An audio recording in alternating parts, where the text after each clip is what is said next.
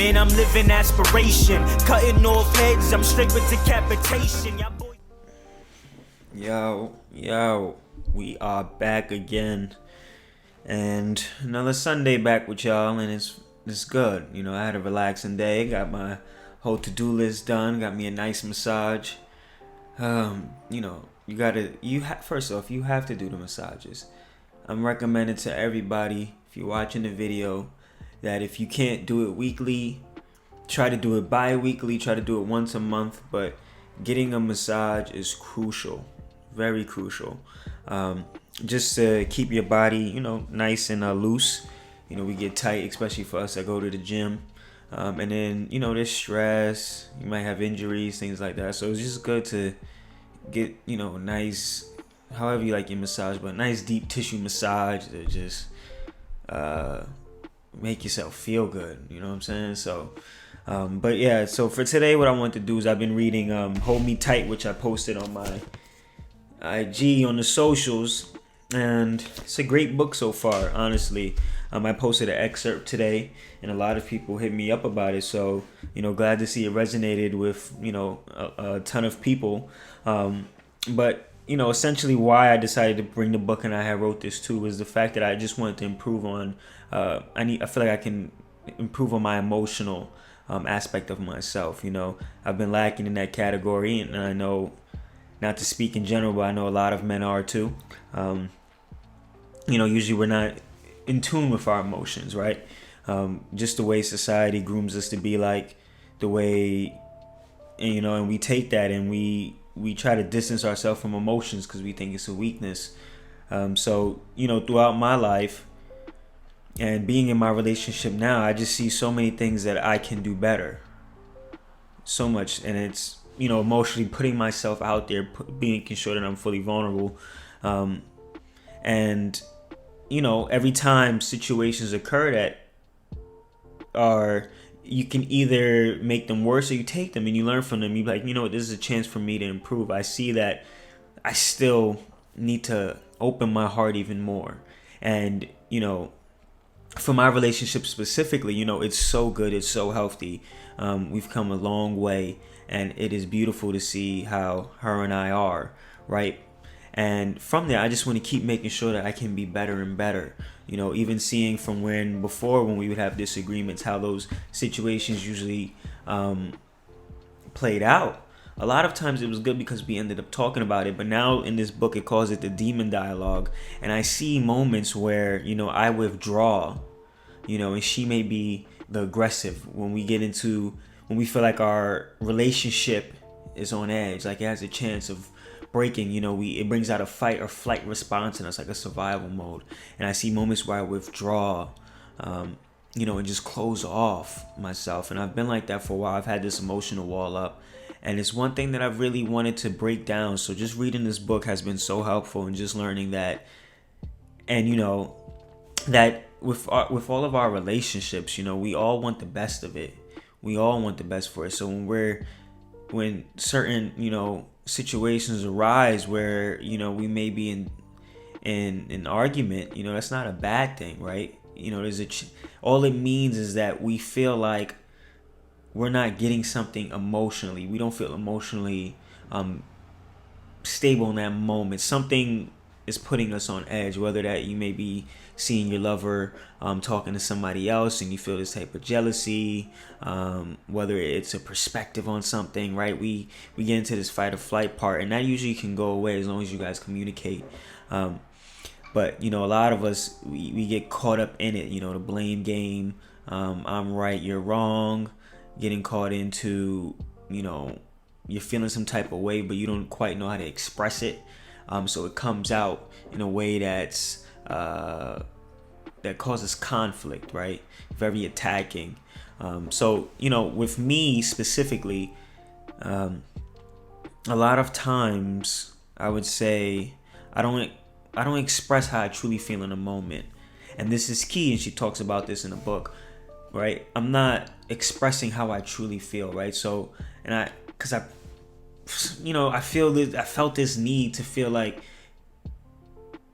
what I'm feeling is an emotion and it's not valid. Like I could just push that to the side, like it's whatever. But you learn that it's okay to have these attachments, um, to have certain emotional attachments that need to be satisfied for you to feel supportive, for you to feel loved, and there's nothing wrong with that, right? You should embrace that, actually. So one of the things was priding myself, well, oh, I don't get jealous, when in reality I do. But what I'll do is, if I'm feeling jealous in the moment, I'll try to play it off, push it away, or it may come off a little attacking with my remark, instead of coming out and expressing myself vulnerably and saying, hey, like, maybe you talking to this person made me feel like I was jealous, and then now your lover can console you. Now you guys can have a talk, right? Now you can push forward in your relationship, but that comes with you being vulnerable and letting out, not getting caught in the surface into your ego part, but letting your heart out and saying, hey, like, this makes me feel this type of way, right? If you're somebody who needs to be,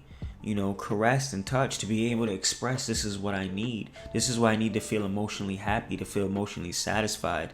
And a lot of times with us men, we don't do that. We don't say what we truly need in those moments. I know I wasn't, and it's something that I'm getting better on, right? And it allows you have to let yourself be vulnerable in those moments, and it's a beautiful thing when I do get to see examples in this book, and also seeing in my own relationship. It's very beautiful when you do have those vulnerable moments, and then it makes your connection even tighter, even closer, because you have to let somebody in. You have to.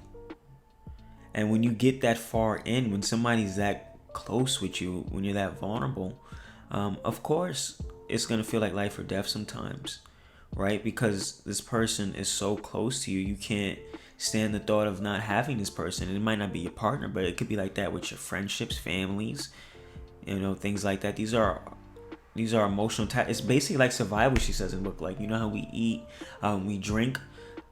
Having those emotional attachments are very much our survival. People die from lack of that, from being lonely, right? There's depressions from that. So this is a key thing that plays a part in our lives. So this is very important to us. So when it's that important, it can be scary at times. I think that's what would scare me, is letting this person so far in, it feels like, you're at their mercy. And it's not a bad thing. It's not a bad thing. And like I said, I'm continuing to learn that, continually just learning how to be a better partner, right? Meg had said this in my messages to one of the excerpt, but it's, every relationship takes work. It's not perfect. It's not a fantasy. Sometimes we think our partner's supposed to be perfect. I would nitpick. I'm sure many other people probably nitpick, and you find these things to find that, why this may not be a good, why this person may not be the one, why this person may not be good for me. Maybe I picked the wrong person over little things. Because you're nitpicking, you're getting into the fact that your partner is supposed to be this perfect person when they're not. And your relationship isn't perfect. It's going to take work. It's not always, this happy thing, right? It could be happy overall, but you're going to have moments when you disagree, where you're sad, and all these other feelings that may come with it. And that's part of the whole journey. But you want somebody as a partner that's going through it with you, that wants to see the best out of you and wants to continue working on the relationship to be better.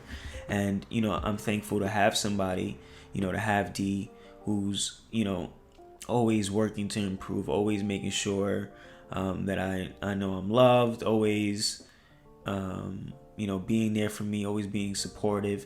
And, as time keeps going, I hope that I can keep expressing and looking for the word.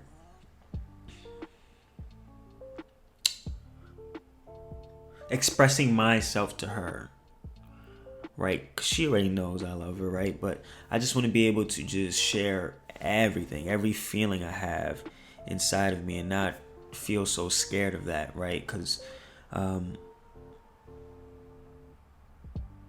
I just want to be able to feel all the way with my heart fully, 100%.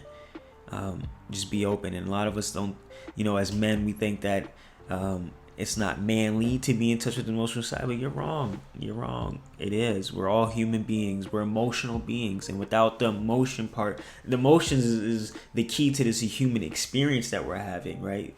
All these emotions that we feel, and it's beautiful to feel. So I just want to be able to make sure I'm feeling everything, and that somebody can 100% see what I'm feeling because I'm expressing it. And so my main mission is, like I said, just being more in tune with my heart, being in tune with my emotions, understanding my partner's emotional attachment needs, and making sure, I make them feel like I have their back, that I'm there no matter what, that I'm always going to support, that they can come to me whenever. And then also that I'm reciprocating that, that I'm giving out everything I have and opening my heart and putting their heart in their hands so they can take care of it too. And then that makes me think, there's an example in the book, where it gives the example of a man, when a woman comes with a situation, and it's an emotional situation, and we respond. It doesn't have to be man or woman, roles change depending upon the relationship, but then responding with a logical answer, when in reality the person doesn't want the problem solved. They want more of the emotional connection, but we're trying to solve the problems. And I would do that a lot earlier in my relationships, where I'm always trying to fix the problem but missing out on the emotional connection that my partner wants. And then you genuinely think you're doing your best. You're giving the problem, you're trying to solve it for them. You're thinking you're doing the best, woohoo! But in reality, it's like no response at all, because that's not what they were looking for. They were looking for the emotional part. So I use that example to show how I was, and missing out on the emotional attachment part, the connection part. And the more I open up, the more I see how fruitful, how beautiful this relationship could be. I mean, it already is that, but the more I open up, the more I see like how much more beautiful it can be. It's like, wow, like you just feel this another level of connection and closeness, and especially when you accept who you are and you embrace that, and you don't feel like, you don't belittle the way you feel. You don't feel like what you feel isn't valid. And I was always feeling like my feelings weren't valid. I would always push them to the side, and just try not to feel, when in reality I'm feeling heavy, and I no longer want to do that. So that's something I've been working on, and I'm interested to see what y'all think and what y'all have to say. I had the topic in mind, but I didn't know how I was going to take it. I just wanted to kind of just talking about the emotional aspect, and I just want to have a conversation on it. The messages that I was having on the socials were nice, and I'm like, okay, like, let's keep talking about it. And I think, my girl has said this to me, and she's like, you as far as you have the logical part here, and then once you bring up the emotional, right? Once you have your masculine energy and you fully embrace your feminine energy, you become a more complete version of you, right? Because we all have masculine energy, we all have feminine energy. So when we build those together, we get that complete picture. And she was so happy when she was saying it, and I was like, wow, like that's nice, like to see yourself in full form, 100% you, 100% raw, 100% you, in tune with both sides. I feel like that would be a very, very fruitful relationship. And especially men, when we get in touch with that side, it brings us to another level with our women, with the women, multiple women, if you're into that, or the people you're talking to. It's like it brings a whole nother level out of y'all relationship when you get in touch with your feminine side, and y'all can connect on that. Because the feminine aspect of us, the femininity is so crucial. We downplay it so much, but it is so crucial to having a healthy relationship, not only with yourself but with your partner. It is very crucial. So I could probably talk more on this, but I'm gonna stop it here. And please let me know what y'all think in the comments. Please share your perspectives. I want to see. Like I said, this is the book Hold Me Tight. I'm only about 100 pages in and have much more to go. But so far, I recommend this to anybody and everybody. It is just the way it explains in depth about, when you break things down, they seem less complex and it's more simple. So when the way she breaks it down and focusing on emotionally focused therapy is what she calls it, when you focus down on where are these feelings coming from and that these feelings are valid at the same time. Once you understand, okay, this is what my partner wants. We both want the same thing. We want this to both be a healthy relationship. And in certain situations, we respond differently. And it's not about the response. It's about what is being said underneath all of this. And once you understand what's underneath all of it, and you see that you guys both want the same thing, you're both aiming for happiness, you guys are both aiming for this to be a forever thing, it's just so much easier to move around in a relationship. When things arise, you could be like, hey, we're doing this, and we know where this is going to lead. Let's talk about it. Usually moments where you withdraw, hey, go talk to your partner. I was doing that. Moments when we would talk, I would just try to, leave or walk away when it's like, that didn't make me feel good. Us not being on the same page didn't make me feel good, but going back and saying, hey, maybe I didn't mean all of that. I want you to be happy. So let's sit down and talk about it. I don't want to be mad at you. Look how much different that is. So, 100 pages in, and it's already such a great book, and it's already so much that I've learned that I've been implementing now with D, and definitely recommend to all of you. I have it on my website, and I also have the link in the description below. And yeah, so pleasure talking with y'all today. We'll talk next week, and follow me on the socials. I have that up too, Omar Bailey _ on Instagram and Twitter, and I'm out. Pray when it's time to ride, I never crash like Susie. Lyrics make you woozy, inspired by Juicy. The way to branch out is to kill all of these loose leaves.